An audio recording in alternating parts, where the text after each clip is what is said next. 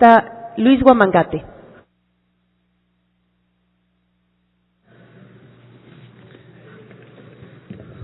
Muy buenos días, estimados compañeros, señora presidenta, a los oyentes de la televisión legislativa y a los oyentes en todo el país. Creo que en el debate que estamos desarrollando en estos días es sumamente importante tomar en consideración algunos elementos que desde la práctica sí ha dejado mucho que desear. Por eso yo quisiera en esta mañana aprovechar este espacio para precisamente plantear ante este seno y obviamente también a la comisión para que podamos considerar algunos elementos que son sumamente importantes a la hora, sobre todo, de ejecutar acciones en el ámbito de los gobiernos seccionales.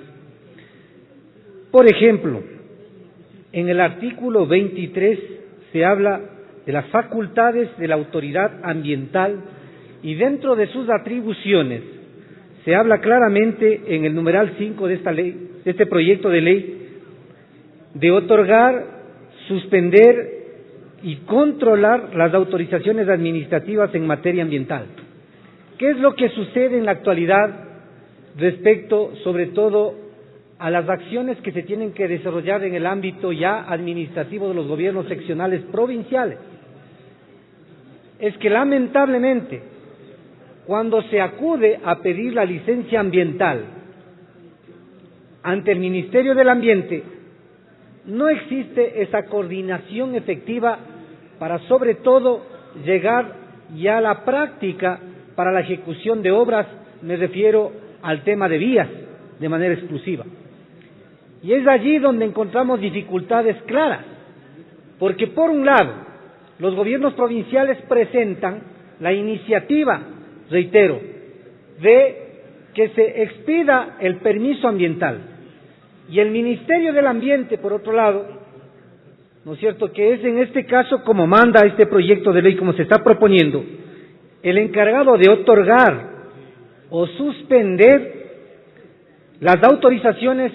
Han pasado 2, 3, hasta 4 y 5 años expresamente y no ha habido autorizaciones. Y esta disparidad, si es que se quiere, no ha permitido en la práctica la ejecución inmediata de las acciones en el ámbito administrativo por parte de los GATS provinciales. ¿Y quiénes finalmente terminan perdiendo? No son los GATS provinciales, ni es efectivamente el Ministerio del Ambiente, son los habitantes de las diferentes comunidades. Y ahí yo quiero ser práctico e incluso poner un ejemplo. En la parroquia de Chuchilán, una de las comunidades, Sarahuasi, ha estado solicitando la apertura de una vía, pero ha pasado más de 4 años en este litigio y no se permite dar el licenciamiento ambiental. Y finalmente, ¿quiénes son perjudicados? La comunidad.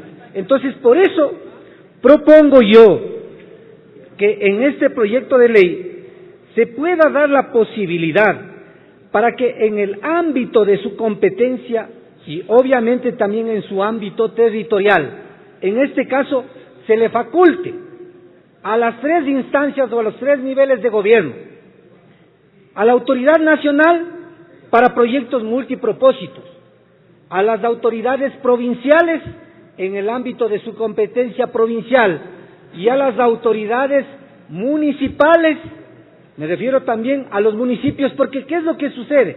Y ahí quiero poner otro ejemplo, ciudadanos. En el cantón Latacunga, el gobierno municipal presenta la licencia ambiental para la ejecución de un proyecto como es, me parece que un proyecto que tiene relación con la matanza de animales y toda esta situación y que tiene que ejecutar este gobierno municipal. Y lamentablemente igual ha pasado 2 años, me parece, y tiene que otorgar esta licencia ambiental el gobierno provincial. Y lamentablemente igual sucede casi lo mismo que el ejemplo inicial presentado. De tal forma que demos también la posibilidad en el marco de sus competencias y de su ámbito, que puedan también ellos tener esta posibilidad de otorgar estas licencias para que pueda ser más efectivo la ejecución de proyectos. Esto en cuanto a las facultades de lo que tiene que ver en cuanto a la autoridad ambiental. Por otro lado, también es importante considerar que en el artículo 37, en donde se habla del sistema de áreas protegidas, en la actualidad, lamentablemente estamos regidos por leyes que fueron ejecutadas hace muchos años atrás. En nuestra provincia, asimismo, de manera concreta, sobre todo las comunidades indígenas y campesinas son las que más perjudicadas han resultado por estas leyes, que lamentablemente se determinó áreas protegidas y parques ecológicos a una cantidad de territorios. Para ponerle asimismo de manera concreta un ejemplo, casi todo el cantón Sicchos está formando parte de un área protegida, y los ciudadanos, cuando quieren vender sus terrenos, no pueden. Esto incluso ya se puso en el proyecto anterior, me parece que de la ley de tierras, pero lamentablemente ha transcurrido a la presente fecha y no se ha logrado conseguir absolutamente nada. Ahora, las disposiciones transitorias, en la cuarta se plantea que en el plazo de 180 días, contados a partir de la publicación de este código, en coordinación con la Autoridad Nacional, el Ministerio de Agricultura, de Ganadería, Acuacultura y Pesca, en el marco de sus competencias, definirán el procedimiento para la legalización de tierras comunales y territorios de posesión ancestral.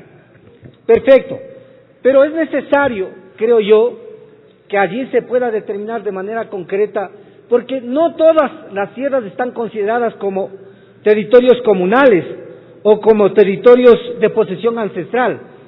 Existen también territorios de propiedad privada que están considerados dentro de los parques nacionales y que lamentablemente, reitero, no pueden sus propietarios ni vender, no pueden sacar todavía créditos, y esto afecta lamentablemente a una gran cantidad de pobladores a lo largo y ancho del país.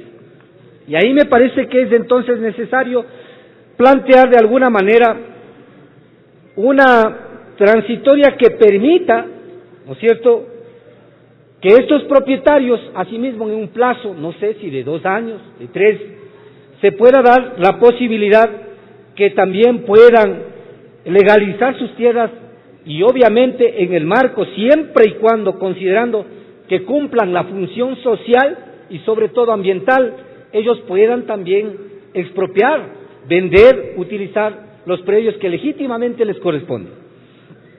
Por otro lado, es necesario también en el artículo 99, en el capítulo 4, se habla sobre las formaciones vegetales naturales, páramos, moretales y bosques. Dentro del artículo 100 se habla sobre las disposiciones del ecosistema y de páramos. ¿Qué es lo que sucede en la actualidad? En la actualidad, todos los páramos de donde vierten el sistema hídrico, que es sumamente importante para la vida de los animales, de las personas, de las plantas, no están siendo protegidas, a pesar de que se ha hecho muchos intentos y que son valiosos, y ahí me podrán varios de los compañeros que han sido alcaldes, que han sido prefectos, corroborar. Se han hecho capacitaciones permanentes, y aquí en el artículo 100, inciso segundo, se dice: los gobiernos autónomos descentralizados provinciales, metropolitanos o municipales podrán establecer planes, programas y proyectos que coadyuven a la conservación de dichos ecosistemas bajo el criterio de la política nacional emitida por la autoridad ambiental. Capacitaciones, se ha dado una gran cantidad de capacitaciones. ¿Cuántos de estos han tenido efectivamente ya en la práctica resultados? Lo que se ha gastado es una gran cantidad de recursos. Y aquí Es más, cuando se dice podrán, se deja simplemente a la disposición, a la disponibilidad o a la buena voluntad de las autoridades municipales o de las autoridades seccionales. No hay nada mandatorio. Entonces yo creo que este término de podrán se debe cambiar por deberán, al menos. Pero más que esto, planteo, compañera presidenta y compañeros, que en este punto se ponga y veamos la posibilidad, lo vamos a presentar por escrito, pero la idea sería que en vez de que estemos ya solamente en ámbitos líricos de capacitación, los gobiernos municipales, los gobiernos provinciales, el gobierno nacional, debería establecer un presupuesto anual. ¿Para qué? Para que podamos comprar esas áreas en donde están ubicados los colchones de agua, es decir, esos páramos, que sea de propiedad de todos. Solo así podremos conservar y en el futuro evitar la pelea del agua. Caso contrario, si seguimos aquí con capacitaciones, con intenciones buenas de que podrán, si no hay nada mandatorio, no vamos a hacer absolutamente nada. De manera que lo vamos a hacer, estas observaciones por escrito, compañera presidenta y compañeros. Creo que es sumamente importante que aportemos a esta ley, que es tan importante. Entendemos que, sobre todo, los medios de comunicación no le dan la importancia, más prefieren hablar de la ley del feriado, que da la importancia de este código tan importante que estamos tratando en este día en el Pleno de la Asamblea Nacional. Muchísimas gracias, compañera presidenta y compañeros. Gracias, tiene la palabra.